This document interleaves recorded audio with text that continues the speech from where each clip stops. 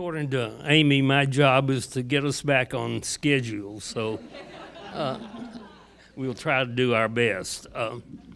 It was 50 years ago in 1967, that Lyndon Johnson named me to the august position in the federal government of coordinating energy policy on a government-wide basis.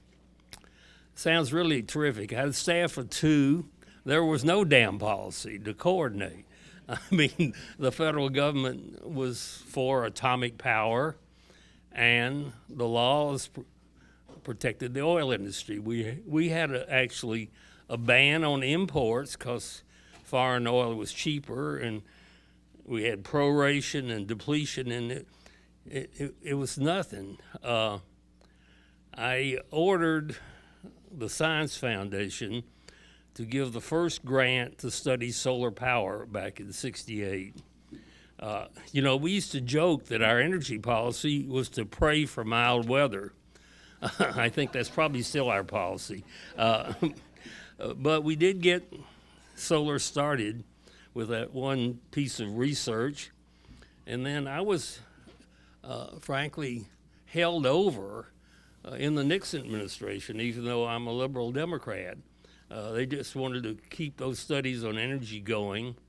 The president told John Ehrlichman that he thought they would run against Muskie in '72, and they wanted to have a good environmental record. And as a result of that one conversation, we ended up with the Clean Air Act, Clean Water Act, the National Environmental Policy Act. The whole environmental revolution took place under Richard Nixon.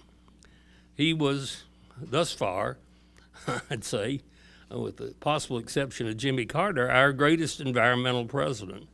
And the legacy was mentioned in, we didn't put a tax on scrubbers or lead or anything. We just ordered the damn utilities to do it. And as a result, the air has gotten cleaner from a local pollution point of view, and it kind of worked. We had the oil embargo in '73, and that brought home the idea that we were using too much gasoline. And then we enacted the CAFE standards in '75 to make the cars more efficient, and a bunch of other laws. And then Jimmy Carter came along, and we really funded the research that started the solar and wind revolution. And he named me to head the Tennessee Valley Authority, and we were a solar showcase and had a huge efficiency program. The revolution really got underway in the late '70s, and then it just kind of took a snooze for a long time.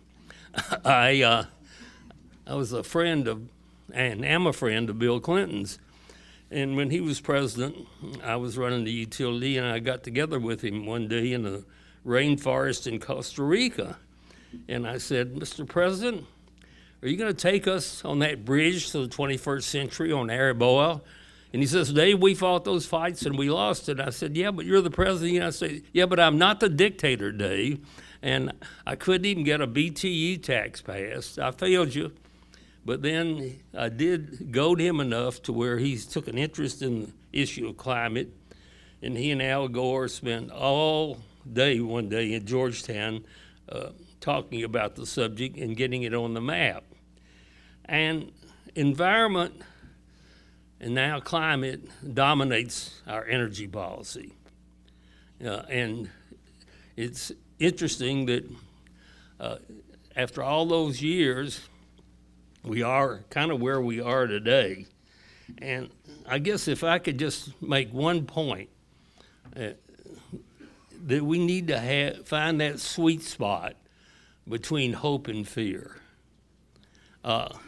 We cannot indulge ourselves in the real progress we've made to the point that we don't realize that we've just begun this fight against climate. On the other hand, we can't let the fear so overwhelm us that we are not proud of what we've done and don't really fight hard to do more. And quite frankly, what is underestimated and overlooked is the progress that we made on the technical side. What sort of breaks my heart is I never thought I'd live to see the day when solar power was cheaper than coal, gas, and nuclear power, and nobody seems to know it, least of all the environmental leaders, other than the people in this room, who just go around still asking for sacrifice. We're not talking about sacrifice anymore. We have invented a better mousetrap. I mean, I don't think people understand the enormity of what has been accomplished. We now have an everlasting source of energy that is free. The only cost is the power plant to use it, but the energy itself is unlimited and free, the solar power and the wind. And we keep talking about climate, and the good guys describe it glowingly and vividly as kind of the end of this civilization. But we're not acting that way. We're still letting theoretical economics and the resistance behavior of the damn utility industry that I've been a part of for 40 years. These folks want to do tomorrow what they did yesterday.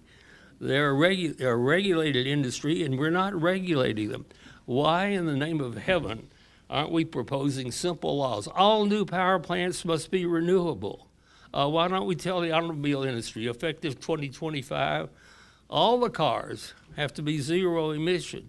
Why don't we have a new REA, a Railroad Electrification Administration? It's embarrassing that our trains still run on fossil fuels. And let's start calling them poison. That's what they are. When we wanted to get the lead out of the gasoline, we didn't put a tax on the lead, we outlawed it. And the reason we have laws, the reason we have government is to do the things that we can't do individually. And if everybody in Ketchum has an electric car, it ain't gonna do much good if everybody in LA is still driving a gas guzzler. We need some laws to make everybody do it, because otherwise we're all gonna cook together. But we have the technology to do it. It's not a sacrifice anymore.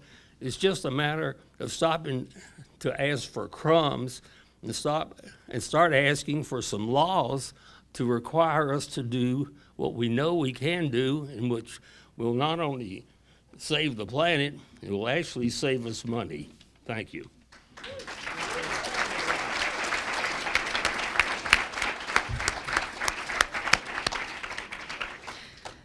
How about being kicked in the butt by a 90-year-old? Thank you, Dave. You have always been the one to drive us further, faster. Thank you. We're so fortunate to have you here, and thanks to Alan Richardson for helping invite Dave to join us.